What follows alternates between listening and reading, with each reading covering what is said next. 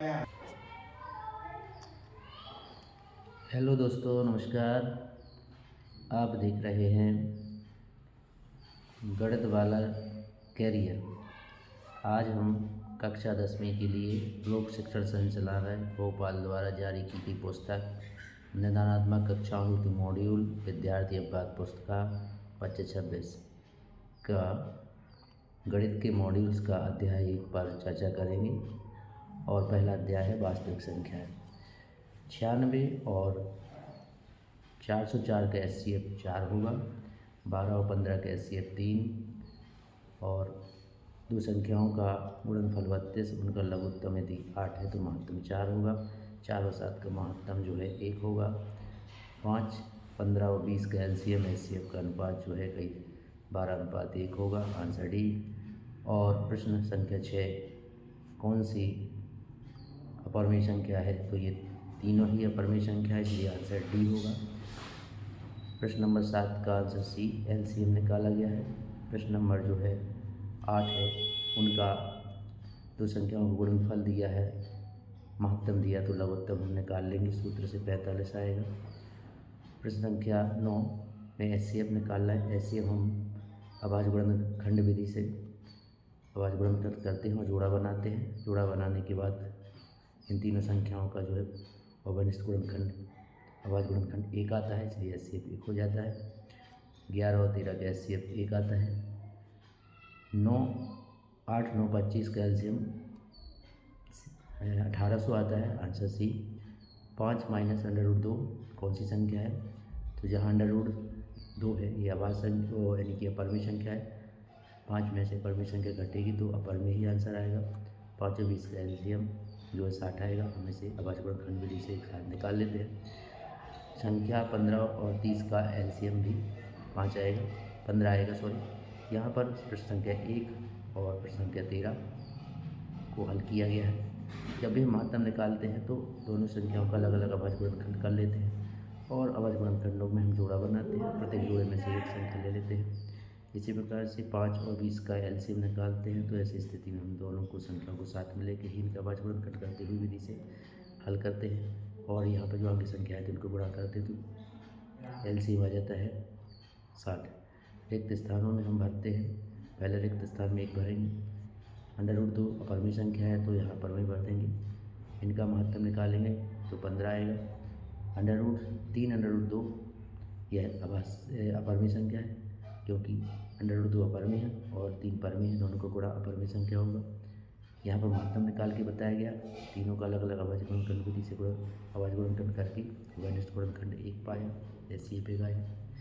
यहाँ पर 7 यहाँ से आप लिख सकते हैं सभी, तो 7 यहाँ से लिख लीजिए। इसके बाद प्रश्न संख्या 4 में सही जोड़ियाँ हैं। सही जोड़ियों को आप महत्तम यहाँ से मिला लीजिए। लघुत्तम √2 अपरिमेय संख्या है, इनका महत्तम निकालने के लिए वही अभाज्य गुणनखंड विधि। 9 और 27 का जो है अभाज्य गुणनखंड हम 9 और 27 का अभाज्य गुणनखंड विधि से लघुत्तम निकालेंगे और यहाँ पर हम जोड़ियाँ मिला देंगे। यहाँ पर ये संख्या 1 का हल दिया हुआ है, तो यहाँ से आप लिख सकते हैं। प्रश्न नंबर 5 एक शब्द और वाक्य नोट कर दीजिए, जिसमें पहला प्रश्न है 94 और 404 कैसे निकालना है। 94 और 404 का अलग अलग हम यहाँ पर अभाज्य गुणनखंड विधि से करेंगे और यहाँ पर जोड़ा बनाएंगे। जिसका जोड़ा बनेगा उसको हमें लेंगे और गुणा करेंगे। 156 के अभाज्य गुणनखंड इस तरीके से करेंगे, 2 से काटेंगे, फिर ये 2 से ही विभाजित करते जाएंगे तो ये अभाज्य गुणनखंड आ जाएंगे।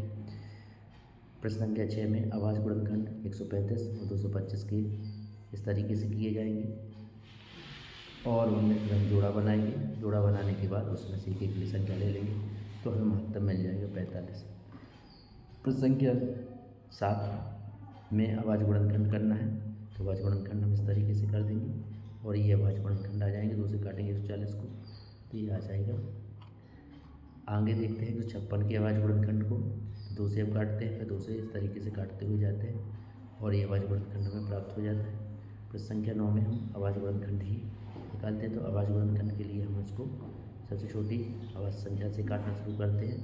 विभाजित करना शुरू करते हैं और इस तरीके से आंसर आता है।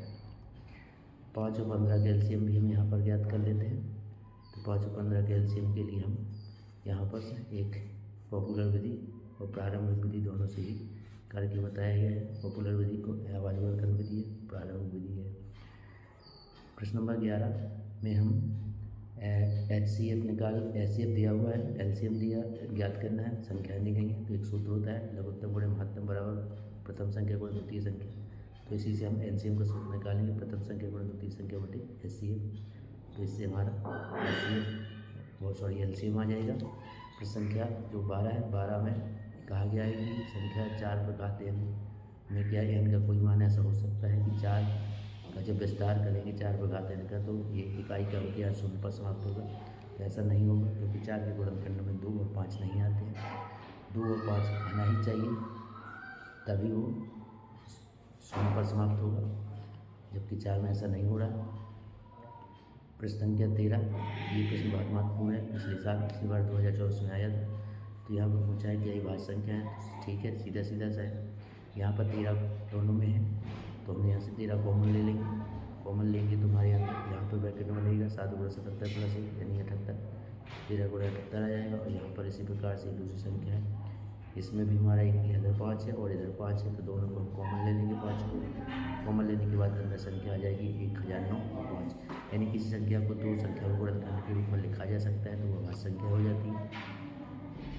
तो इसको हम यहाँ से आसानी से लिख सकते हैं। यहाँ से आप लिख लीजिए। अब आती है बात यहाँ पर इस प्रश्न की। तो यहाँ पर हम HCF एलसीएम निकाल लेते हैं। प्रश्न संख्या 15 में एलसीएम HCF निकालना है। यहाँ HCF निकालने के लिए अलग अलग करेंगे और गुणनखंड के बाद में सही जोड़िए मिला देंगे। प्रश्न संख्या 16 में महत्तम दिया हुआ है, संख्या मिली लघुत्तम निकालने के लिए सूत्र है लघुत्तम बराबर प्रथम संख्या गुणा द्वितीय संख्या बटे में HCF, इनका गुणा कर देंगे। इस प्रकार से गृहकार यदि आप इस चैनल पर नए हों तो सब्सक्राइब लाइक्स करें ताकि न्यू वीडियो आप तक पहुंच सके, नोटिफिकेशन आप तक पहुंच सके। जय हिंद।